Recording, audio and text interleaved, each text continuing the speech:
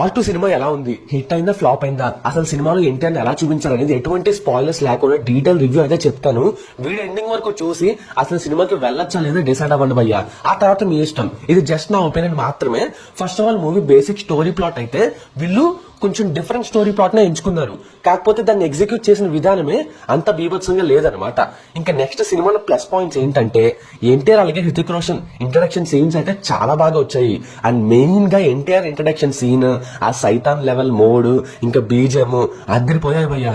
ఆ తర్వాత సినిమాలో ఎన్టీఆర్ ఇంట్రడక్షన్ సీన్ అయిన తర్వాత నుంచి కూడా కొంచెం ఊపు వస్తుంది అనమాట. అక్కడి నుంచి ప్రీ ఇంటర్వెల్ టు ఇంటర్వెల్ ఒక ఊపేసింది సినిమా.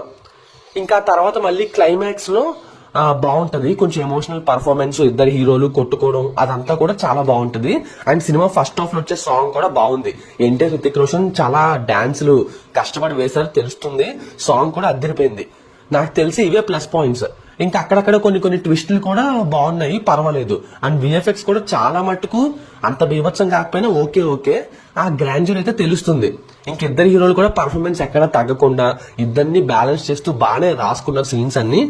సో ఇవన్నీ ప్లస్ పాయింట్స్. ఇంకా మైనస్ పాయింట్స్ చెప్పాలంటే స్టోరీ కొంచెం డిఫరెంట్ గా ఎంచుకున్నారు, కానీ వీళ్ళు దాన్ని ప్రజెంట్ చేసిన విధానం అంతా పరమ రొటీన్ గా ఉంటుంది. అంటే ఇది వరకు వైఆర్ఎస్ పై న్యూస్ లో వచ్చిన వార్ మూవీ, ఇంకా పఠాను, అలాగే టైగర్ 3 ఇలాంటి కాంబినేషన్ లోనే వెళ్ళిపోద్ది అనమాట. ఈ సినిమా కూడా కొత్తగా అయితే లేదు. యాక్చువల్లీ ఈ స్టోరీని ఇంకా బాగా ఎక్స్ప్లోర్ చేసి వేరే లెవెల్లో తీయొచ్చు.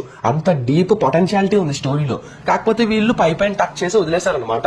అది అంత అనిపిస్తుంది. అండ్ విఎఫ్ఎక్స్ అయితే కొన్ని చోట్ల అరే ఏంట్రా ఇది అమీర్పేట విఎఫ్ఎక్స్ గ్రాఫిక్స్ చూస్తున్నాం అనిపిస్తుంది అనమాట. ఎస్పెషల్లీ బోట్ చేసే సీక్వెన్స్ అయితే మరీ దారుణం, చెప్తున్నాను కదా. ఇంకా నెక్స్ట్ వచ్చేసి అసలు సినిమా స్టార్టింగ్ 30-40 మినిట్స్ ఫ్లాట్ గానే వెళ్తుంది.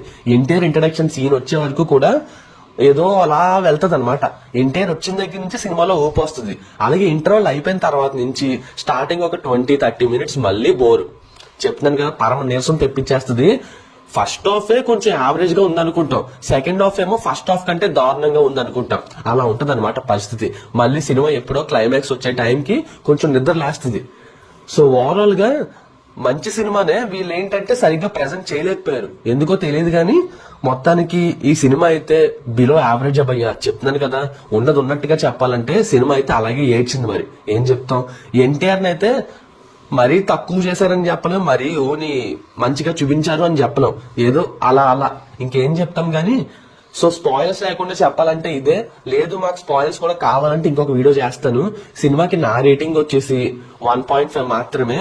ఇంకా ఆ తర్వాత మీ ఇష్టం.